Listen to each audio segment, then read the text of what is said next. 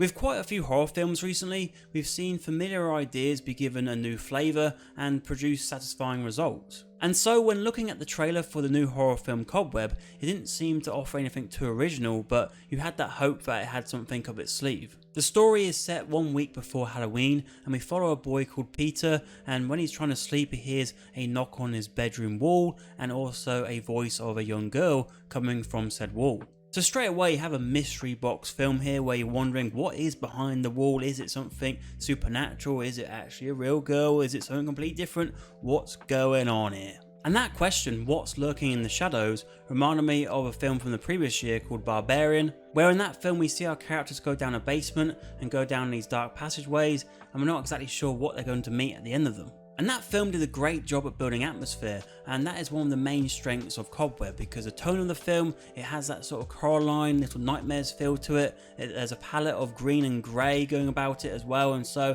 you really do feel for this kid because it is such an awful place to be. And with the story being centred around this boy called Peter, it meant that there was a lot on the shoulders of the young actor Woody Norman, but he did very well and I thought he was really convincing as the character. And it's funny, this film actually reminded me of a time when I was a kid where on my bedroom wall there'd be a cloud, and with the way it was painted on it looked like an evil face, so I got a Monsters Inc poster to go over the top of it just so I didn't get creeped out by it. So yeah, if you have any stories of anything like that in your childhood, feel free to share them below. Anyway, back to the film, and Peter's parents are played by Anthony Starr and Lizzie Kaplan. Lizzie Kaplan you might know from Castle Rock or Masters of Sex for example, and she plays that sus mother very well where you're not sure if she's just going to snap at any point.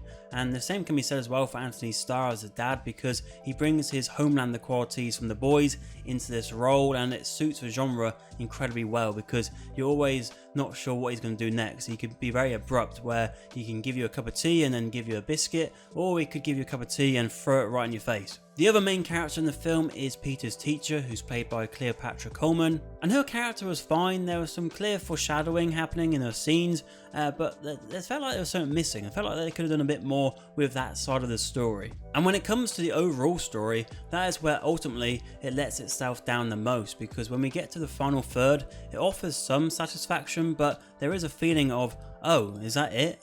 Please, sir, I want some more. More? All right, stop it. Stop it right there. Now go on, fill up the bowl. As I said before, you're locked in with this mystery, you're enjoying the ambience of the film, and you're caring for Peter's safety from his parents who do seem quite ruthless, and so all the build-up's there, and it's also in the runtime of an hour and a half, so it's all going along pretty quickly. But with a horror film, you're hoping to have some decent scares, and that is where the film also comes undone because the scares are so predictable. Some of the reveals are shocking, especially when we get to what's behind the wall, but when it comes to those key horror moments, they really do lack a lot of substance. And I think a reason behind that is that Cobweb is a film which doesn't always know which direction it wants to take, and I think with this film, I think the creators behind it got lost within the webs of exactly what film they wanted to create. There are certainly worse horror films out there than Cobweb, but when the credits started to roll, I did think to myself, I don't think I'm going to remember this anytime soon, and when I do look back on Cobweb, I look at it as a film which was unfulfilled potential. Anyway, if you've had a chance to see Cobweb, let me know your thoughts down in the comments below, and make sure you keep it locked to the channel as well, because there will be plenty more reviews coming out very shortly. But in the meantime, if you want to watch another video, on screen is one which YouTube have picked out just for you.